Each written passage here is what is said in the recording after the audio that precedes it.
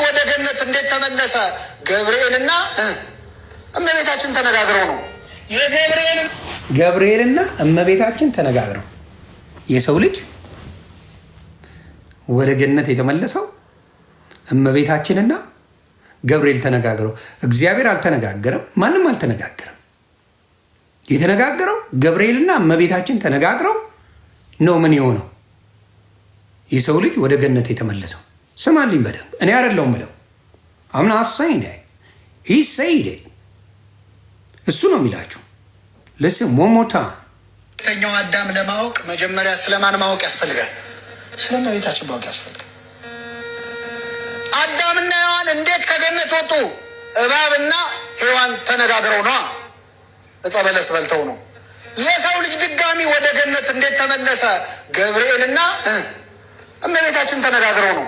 የገብርኤልና የእመቤታችንን ቃለ ምልልስ ሳትሰማ የሰው ልጅ ድነት ሊገባ አይችልም። አሁን ሰዎች የምንታዘባቸው ለሰው ልጅ መውደቅ ምክንያት የሆነችው ማናት ስትሏቸው ማናት ይላል።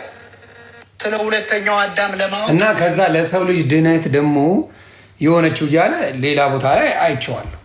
ስለ ሰዎች ልጆች ደግሞ ድህነት መዳን እመቤታችን ምክንያት ናት ይላል። ለድህነታችሁ ምክንያት ማን ነው? ለሚያስክ ኤቭሪባዲ ለእናንተ መዳን ምክንያት ማን ነው?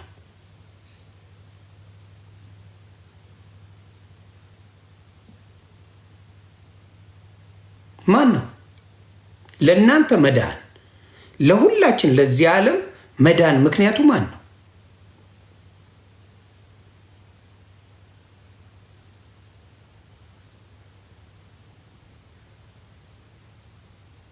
አንድያ ልጁን ሊሰጥ ወደደ ይላል መጽሐፍ ቅዱስ። አንድያ ልጁን ኢየሱስ ክርስቶስ። እነሱ ግን መዳን በማርያም ምክንያት እንደመጣ አድርገው ነው የሚያስተምሩት። በቅድስት ድንግል ማርያም ምክንያት መዳን መጣልን ብለው ያስተምራሉ። you see the problem የእግዚአብሔርን ስራ በጸጋ ስጦታ ጸጋ ነፃ ምንም ነገር ሳይከፈልበት ምንም ነገር ሳይደረግ የተሰጠው በኢየሱስ የሚዳነውን ምክንያት ናት። ለእኛ መዳን ምክንያቱ እሷ ናት እያሉ ነው የሚናገሩት። እና ብዙ ጊዜ ድክመቱ በዛ ነው የሚታይ። እማዝነውም ለዛ ነው። ፖለቲካ አይደለም እኮ ጥሌ ማኛ ለምን ብለህ ነው መግባት የፈለግከው? ፖለቲካ እያወራው አይደል ብራተር? ምን አስበህ? እኔ ስለ ዘመነ ስለምን እያወራው አይደለም።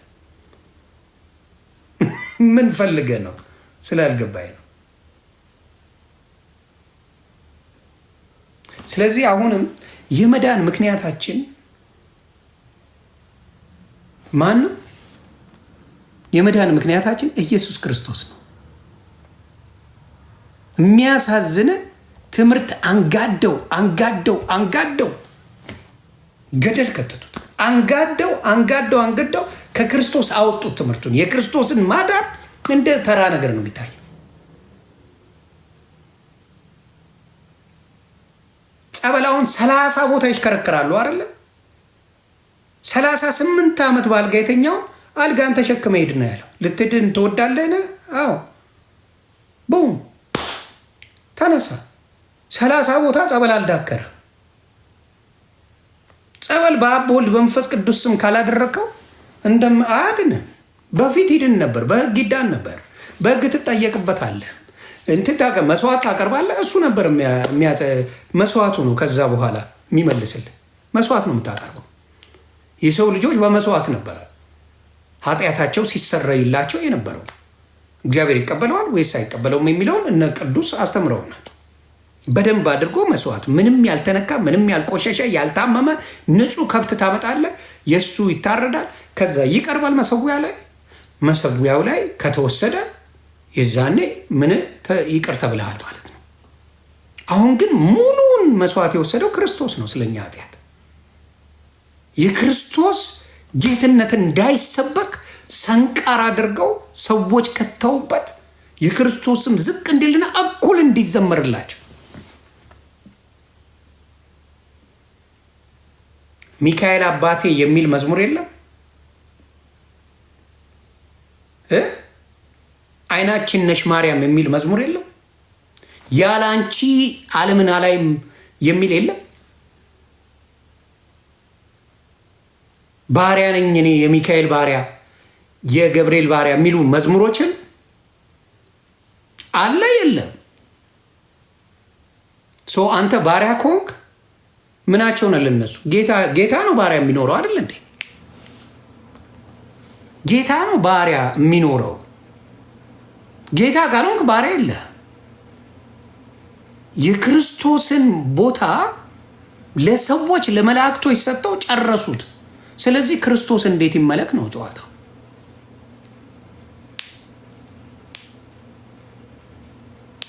ለዛ ነው ነገሮች ሰው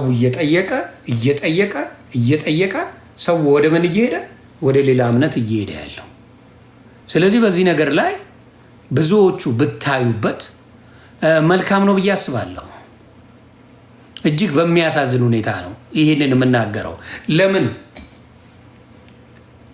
በአንተ ህይወት ላይ ማን ነው ደላላ ልታስገባ የምትችለው? ስለ አንተ መዳን የሞትኩልህ እኔ ነኝ፣ ከእግዚአብሔር ማስታረቀ እኔ ነኝ፣ እውነተኛ መንገድ እኔ ነኝ፣ እውነተኛ ህይወት እኔ ነኝ፣ በእኔ በቀር በየትም መግባት አትችልም፣ እኔን እመን ብሎ እየጻፈልህ ኖ ኖ ኖ ኖ ቆይ ሁሉ ቃል ልጥራው ብለህ ትለኛል።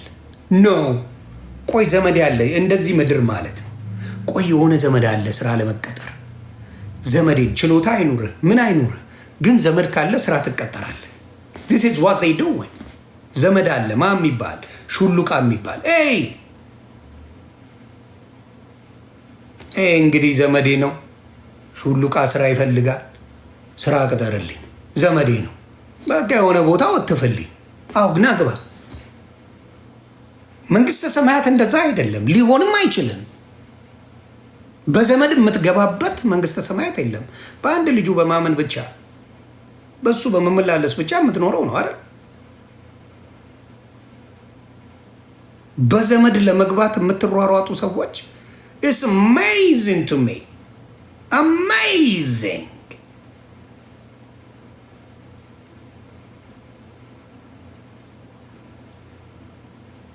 ብዙ ነገር እያነበብኩ ነው፣ እግዚአብሔርም እየገለጸልኝ ነው። ብዙ ነገሮችን ከ6 ወር ከዓመት በኋላ ጠብቀኝ። የዛኔ የኦርቶዶክስ ወንድምና እህቶቼ ተገባላችሁ። እኔን መሸሽ አይቻልም። የዛኔ you gonna come here, we gonna talk። ቃል ለምድር ለሰማይ እነ መዝሙረ ያሬድ እነ አክሊለ የፈለግከውን ሰው ከ6 ወር እስከ 1 ዓመት ስጠኝ። you gonna come in my page። የፈለጋችሁት ፔጅ ላይ እኔ እመጣለሁ። የፈለጋችሁበት ፔጅ ላይ ከዛ በኋላ ጨዋታው ማሯሯጥ ነው።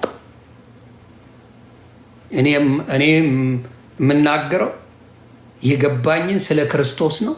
እነሱ ስለ ሌላ ያወሩልኛል። እናወራለን። የዛኔ ማን እንደሚያድን በደንብ አድርገን እናወራለን። እና እጅግ ያሳዝናል፣ እጅግ ያሳዝናል። የኔን በእኔ ትኬት ትገባለህ መንግስተ ሰማያት ብሎ የሚያስተምር ነው ያለው። እነ ጳውሎስ የሰበኩት ስለ ኢየሱስ ክርስቶስ ነው። እነ ዮሐንስ የሰበኩት ስለ ኢየሱስ ክርስቶስ ነው። እነ ማርቆስ የሰበኩት እያንዳንዱ ብታመጣ የሰበኩት ስለ ኢየሱስ ክርስቶስ ነው። ደላሎቹ ግን ስለነሱ እኔ በጸለይኩት አንተ ትድናለህ ብሎ ለሱ ትዘክራል። ቅዱሳን ያደርጋቸው ኢየሱስ ክርስቶስ ነው። በራሳቸው ማንም ቅዱስ የለም እዚህ ምድር ላይ። በኢየሱስ ክርስቶስ ብቻ ስትሆን ቅዱስ ትሆናለህ። ከዛ ውጭ መሆን የሚችል የለም። ቅድስና ዝም ብሎ አይሰጥም። እና እግዚአብሔር ለዛ ያብቃኝ። በጣም እያነበብኩ ነው። ደስታ ላይ ነኝ። በሚዘገንን ሁኔታ የማያቸው ነገሮች በደላላ ነው መንግስተ ሰማያት የምትገባው እኔን ካበላ ካጠጣ ነው እያሉ ለሚሸውዱ ሲኦል ብትገባ ራሱ የሚያሳዝነኝ ምድር ላይ በክርስትና ማስተማር ሲገባው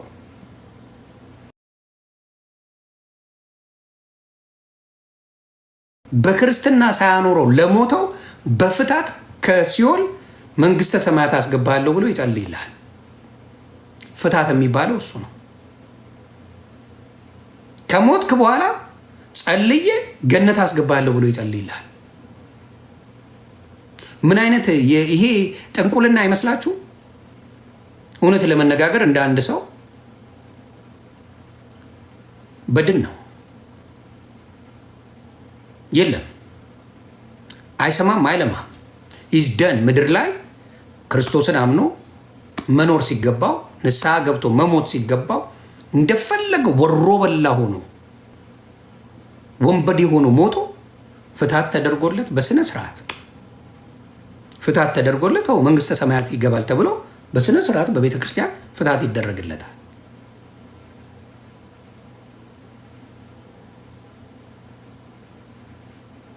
Do you believe in that?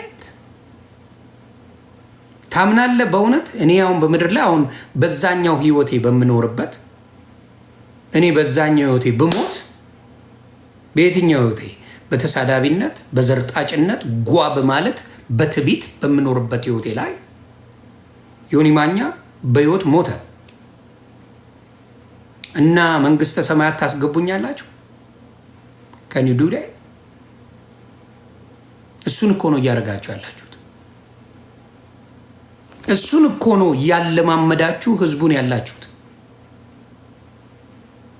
እሱን አየህ፣ በህይወት እያሉ ከመስበክ ይልቅ ክርስትና ከማሳወቅ ይልቅ በክርስትና ከማኖር ይልቅ ነው ሙት እንደዚህ ሆነ ፍታት ይደረግላል ገነት ትገባለህ። ትዘክር ነበር ማንን? ተክልዬን እዘክራለሁ እዘክራለሁ። ያ እንደ ተክልዬማ 10 ትውልድን ያድንላል። ኖ ፕሮብለም እንደፈለግኩ። ማንን? ክርስቶስ አምራ ትዘክር ነበር ማ ብራዘር፣ ኖ ፕሮብለም ትገባለህ። ማንን? አርሴማ ትዘክራለህ። አረ ምን ጣጣ አለው? ግባ። ይሲ ምን ያህል በህይወት ላይ እንደሚቀልዱብህ፣ ምን ያህል የእግዚአብሔርን መንገድ እንደሚያስቱ፣ ምን ያህል ከእግዚአብሔር እንድትርቅ እንደሚያደርጉ በዚህ ማየት ትችላለህ። እና ያንን ነገር ክርስቶስን ጴንጤን ተከተላል አላልኩም ብዬም አላውቅም። ጴንጤን እንኳን እኔ ጴንጤ ብሎ አያውቅም። እኔን ነቢት ብርቱካን ስታስገባኝ ጌታ ኢየሱስ ክርስቶስን የግል አዳኛ አድርገህ ተቀብለሃል ወይ ነው። ተቀበል። ጴንጤሁን የሚባል ነገር የለም። በጴንጤ ጴንጤሁን የሚል የለም። በኦርቶዶክስስ ሁን፣ በሙስሊምስ ሁን ተብለ ነው። ጴንጤ ኢየሱስን ነው የሚሰብከ። መዳን በማንም የለም የሚለው መጽሐፍ ቅዱስ ነው የሚጠቅስልህ። በአንድ ልጁ በእግዚአብሔር ልጅ በኢየሱስ ክርስቶስ ነው እያለ ነው የሚጠቅስልህ። ነትንያስ አየህ፣ ያንን ጥቅስ ነው የምትናደዱበት፣ ያንን ጥቅስ ነው የምታብዱበት፣ ያንን ጥቅስ ነው ምን የሚያደርጋችሁ የሚያማችሁ። የኢየሱስን ክብር ለሰዎች ሰጣችሁ። ነገረ እኮ ለፍርድ ቅድስት ድንግል ማርያም ትመጣለች። መጎናጸፊያን ይዛ መስቀሏን ይዛ ሁሉ ነገር መስቀል ይዛለች። እንደ እመቤታችን ሲድና መጽሐፍ ቅዱስ እንደሚለው ስለ መስቀል አንድም ቦታ ስለሷ ያወራ። መስቀል የክርስቶስን መከራ መታሰቢያ ነው። የክርስቶስን ለእኛ ብሎ የከፈለውን ዋጋ ማሰቢያ ነው መስቀል እንጂ ከእንጨቱ ማንም ጉዳይ የለው። እንደ ራፐሮችም ያደርጉታል እኮ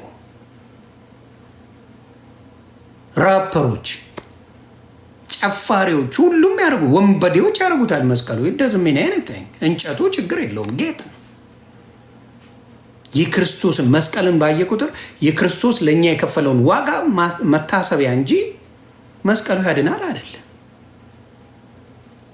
ሰው ብዙዎቹ መስቀል ይዛ ቅድስት ድንግል ማርያም ትመጣለች ብሎ ዘበነ ይሰብካል። የት ቦታ ላይ የት ቦታ አለ? የት ቦታ ነው ያለው? አያችሁ፣ ይህንን ነው እንድታስተውሉ ምነግራችሁ። ለፍርድ ትመጣለች ማርያም ብለው የሚያምኑ ኦርቶዶክስ ወንድምና እህቶች አሉ። ለፍርድ ትመጣለች እንዲህ ብለው የሚያስተምሩ አሉ። እነሱን ግን የሚነቅፋቸው የለም። ለፍርድ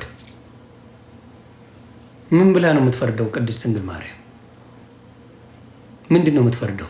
የፍርድ ስልጣን ተሰጥቷታል እንዴ? ያውም የትንሣኤው ጊዜ ዳግመኛ የሚመጣው ለፍርድ በሆነ ጊዜ ትመጣለች።